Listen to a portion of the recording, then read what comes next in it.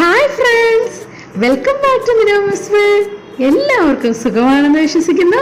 ഇന്ന് ഞാൻ വന്നിരിക്കുന്നത് ഒരു സ്പെഷ്യൽ കോഴിക്കറിയുടെ റെസിപ്പിയുമായിട്ടാണ്. ചപ്പാത്തിയുടെ കൂടെയും ചോറിൻ്റെ കൂടെയും അപ്പത്തിൻ്റെ കൂടെയും എല്ലാം കഴിക്കാൻ പറ്റിയ ഒരു അടിപൊളി ടേസ്റ്റുള്ള ഒരു അടിപൊളി ചിക്കൻ കറിയുടെ റെസിപ്പിയാണ്. പല റെസിപ്പീസും നിങ്ങൾ കണ്ടിട്ടുണ്ടാകും.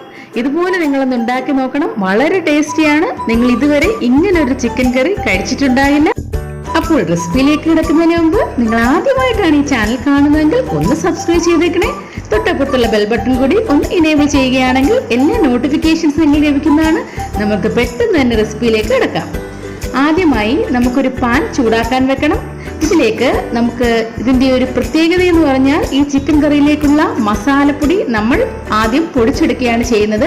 ഇതിനായി ഞാൻ 2 ടേബിൾ സ്പൂൺ മല്ലിപ്പൊടി എടുത്തിട്ടുണ്ട്. അതിലേക്ക് ഒരു 2 ടീസ്പൂൺ കുരുമുളക് ആഡ് ചെയ്ത് കൊടുക്കുക.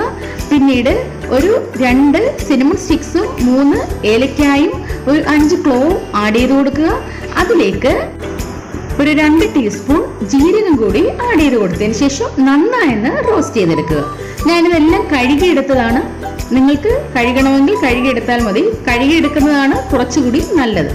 അതിനുശേഷം നന്നായി റോസ്റ്റ് ചെയ്തെടുക്കുക.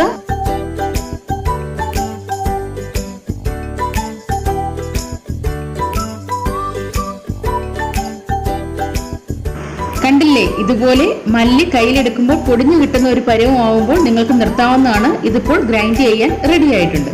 ഇനി ഒരു പാൻ എടുത്ത് അതിലേക്ക് 2 ടേബിൾ സ്പൂൺ ഓയിൽ ആഡ് ചെയ്ത് കൊടുക്കുക. ഏത് വെജിറ്റബിൾ ഓയിൽ വേണമെങ്കിലും നിങ്ങൾക്ക് യൂസ് ചെയ്യാവുന്നതാണ്. അതിലേക്ക് കുറച്ച് കടുക് ആഡ് ചെയ്ത് കൊടുക്കുക. കടുകൊന്ന് പൊട്ടി വരാൻ അനുവദിക്കുക. അതിലേക്ക് 3 സവാള നീളത്തിലരിഞ്ഞത് ആഡ് ചെയ്ത് കൊടുക്കുക. ഫൈൻ സ്ലൈസ് ആയിട്ട് അരിഞ്ഞെടുക്കേണ്ടതാണ്. അതിനുശേഷം ഒന്ന് നന്നായി സോട്ട് ചെയ്യുക.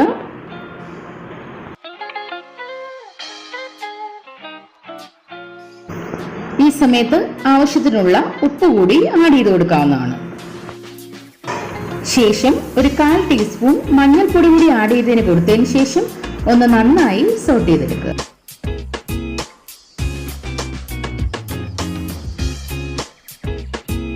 പിന്നീട് ഒരു 3 പച്ചമുളക് കൂടി ആഡ് ചെയ്ത് കൊടുക്കുക. പച്ചമുളക് നിങ്ങളുടെ എരിവിനനുസരിച്ച് ഉപയോഗിക്കാവുന്നതാണ്. കുറച്ച് കറിവേപ്പില കൂടി ആഡ് ചെയ്തതിന് ശേഷം നന്നായി ഇളക്കിയെടുക്കുക.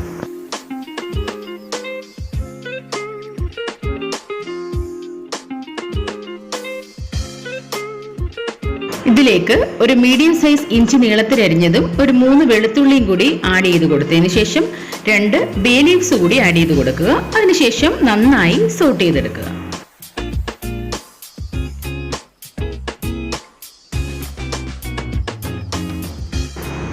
ഇപ്പോൾ നമ്മുടെ സവാള നന്നായി വഴന്നു വന്നിട്ടുണ്ട്. ഇനി അതിലേക്ക് നമുക്ക് ഒരു 3 തക്കാളി നീളത്തിലരിഞ്ഞത് ആഡ് ചെയ്ത് കൊടുക്കുക. അതിനുശേഷം നന്നായി ഇളക്കിയെടുക്കുക. ഈ തക്കാളിയും സവാളയും നന്നായി തന്നെ വഴറ്റിയെടുക്കണം. കാരണം ഇതാണ് ഈ ചിക്കൻ കറിയുടെ ടേസ്റ്റിന്റെ രഹസ്യം. അപ്പോൾ ഇനി ഇതിലേക്ക് നമുക്ക് മുമ്പേ റോസ്റ്റ് ചെയ്തത് ഒന്ന് പൊടിച്ചെടുത്തത് ഇപ്പോൾ ആഡ് ചെയ്ത് കൊടുക്കാം. നമ്മളുടെ മസാല, ഈ മസാലയ്ക്കൊരു പ്രത്യേക മണമാണ്. നമ്മൾ ഇപ്പോൾ തന്നെ വറുത്ത് പൊടിച്ചെടുക്കുന്നതിനാൽ വളരെ ടേസ്റ്റിയും അതേപോലെ തന്നെ നല്ല മണവുമാണ്. നിങ്ങൾ എല്ലാവരും ഇങ്ങനെ തന്നെ ഒന്ന് ട്രൈ ചെയ്ത് നോക്കണം. ഇനി നമ്മൾ വേറെ പൊടികളൊന്നും ഇതിന് യൂസ് ചെയ്യുന്നില്ല. ഇത് തന്നെയാണ് ഉപയോഗിക്കുന്നത്. ഇതുപോലെ കളറൊക്കെ മാറി നന്നായി വഴന്നു വരുമ്പോൾ അതിലേക്ക് ഒരു 1/2 കപ്പ് തൈര് കൂടി ആഡ് ചെയ്ത് കൊടുക്കുക. അതിനുശേഷം നന്നായി ഇളക്കിയെടുക്കുക.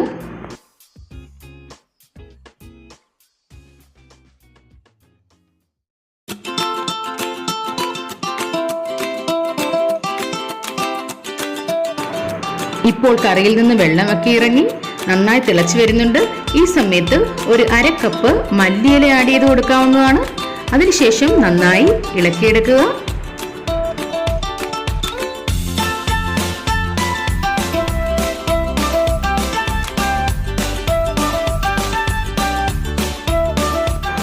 പിന്നീട് ഒരു 1/2 കപ്പ് പുതിനയില കൂടി ആഡ് ചെയ്ത് കൊടുക്കുക. ഈ പുതിനയിലയൊക്കെ പ്രത്യേകിച്ച് നോൺ വെജ് കറിക്ക് വളരെ ടേസ്റ്റ് കൊടുക്കുന്നതാണ്. ഈ സമയത്ത് നിങ്ങളുടെ ഉപ്പ് നിങ്ങൾക്ക് അഡ്ജസ്റ്റ് ചെയ്യാവുന്നതാണ്.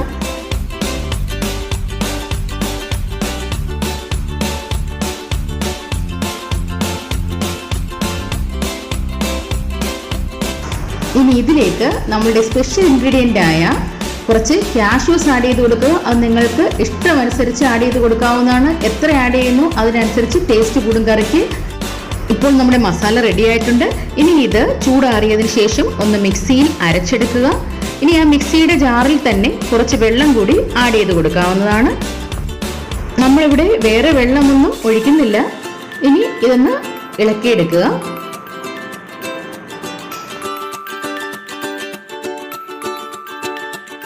ഇനി ഇതിലേക്ക് അരമണിക്കൂർ മാരിനേറ്റ് ചെയ്ത് വെച്ചിരുന്ന ചിക്കൻ പീസ് ആഡ് ചെയ്ത് കൊടുക്കുക.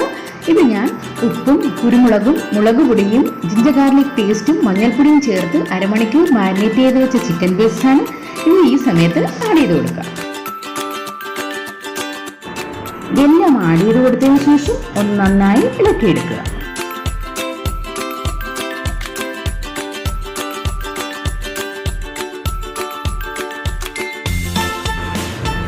അതിനുശേഷം അടച്ചു വെച്ച് വേവിക്കുക. നിങ്ങൾ ആരെങ്കിലും ഈ സമയത്ത് ചാനൽ സബ്സ്ക്രൈബ് ചെയ്യാതെ വീഡിയോ വാച്ച് ചെയ്യുന്നുണ്ടെങ്കിൽ ഒന്ന് സബ്സ്ക്രൈബ് ചെയ്തേക്കണേ. തൊട്ടപ്പുറത്തുള്ള ബെൽ ബട്ടൺ കൂടി ഒന്ന് എനേബിൾ ചെയ്യുകയും ആ ലൈക്ക് ബട്ടൺ ഒന്ന് അമർത്തുകയും ചെയ്യണേ. മാത്രവുമല്ല നിങ്ങളുടെ വലിയ കമന്റ്സ് കൂടി രേഖപ്പെടുത്തണേ. ഇപ്പോൾ നമുക്ക് ചിക്കൻ ഒന്ന് വെന്തോന്ന് നോക്കാം. കുറച്ചുകൂടി വേവാനുണ്ട്. നമുക്ക് ഒന്നുകൂടി അടച്ചു വെച്ച് വേവിക്കാം. ഇപ്പോൾ ഒരു 35 മിനിറ്റ് കഴിഞ്ഞിട്ടുണ്ട്. ഇപ്പോൾ തുറന്നു. ഓയിലൊക്കെ നന്നായി തെളിഞ്ഞു വന്നിട്ടുണ്ട്. പ്രത്യേക ഒരു മണമൊക്കെ വരുന്നുണ്ട് കേട്ടോ, നമ്മൾ ഫ്രഷ് ആയിട്ട് മസാല പൊടിച്ചിട്ടത് കൊണ്ട്. അതിനുശേഷം ഞാൻ 5 മിനിറ്റ് കൂടി അടച്ചു വെച്ചിട്ടുണ്ടായിരുന്നു. നല്ല പെർഫെക്റ്റ് ആയിട്ട് കിട്ടിയിട്ടുണ്ട് നമ്മുടെ ചിക്കൻ കറി. വളരെ ടേസ്റ്റിയാണ്. ഒന്ന് ചെറുതായി ഒന്ന് ഇളക്കി കൊടുക്കാം. ചിക്കൻ പൊടിഞ്ഞു പോകാതെ സൂക്ഷിക്കണം. പെർഫെക്റ്റ് ആണ്. ഇപ്പോൾ ഇത് നമുക്ക് സെർവ് ചെയ്യാൻ റെഡി ആയിട്ടുണ്ട്. നല്ല ചൂടോടുകൂടി ചപ്പാത്തിയുടെ കൂടെയോ ചോറിൻ്റെ കൂടെയൊക്കെ നമ്മൾക്കിത് കഴിക്കാം. ഒരു വെറൈറ്റി ടേസ്റ്റ് ആണ് കേട്ടോ. നമ്മൾ സാധാരണ ഉണ്ടാക്കുന്നതിൽ നിന്ന് വളരെ വ്യത്യസ്തമാണിത്. നമുക്കിത് ചൂടോടുകൂടി തന്നെ സെർവിംഗ് ബൗളിലേക്ക് മാറ്റിയെടുക്കാം. ഇതിന്റെ ഗ്രേവിക്ക് തന്നെ ഒരു പ്രത്യേക ടേസ്റ്റ് ആണ്.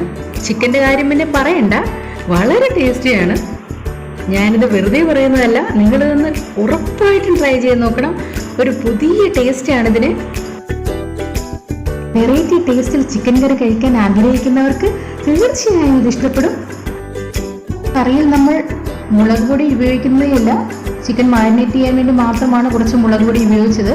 പച്ചമുളകും കുരുമുളകിൻ്റെയും ടേസ്റ്റാണ് ഇതിന് വരുന്നത്. അതൊരു പ്രത്യേക ടേസ്റ്റ് തന്നെയാണെന്ന് ഞാൻ പറയാതെ തന്നെ നിങ്ങൾക്കറിയാം. അപ്പോൾ ഉറപ്പായിട്ടും നിങ്ങളിതൊന്ന് ട്രൈ ചെയ്ത് നോക്കണം. കുട്ടികൾക്കൊക്കെ ഒരുപാട് ഇഷ്ടമാകും. കുട്ടികൾക്ക് മാത്രമല്ല മുതിർന്നവർക്കും ഇഷ്ടമാകും. ഒരു വെറൈറ്റി ടേസ്റ്റിൽ കഴിക്കാൻ ആഗ്രഹിക്കുന്നവർ തീർച്ചയായിട്ടും ഇത് ട്രൈ ചെയ്ത് നോക്കണം. വളരെ ഡെലീഷ്യസ് ആയിട്ടുള്ള കറികളുടെ റെസിപ്പീസ് ഇനിയും വരുന്നുണ്ട്.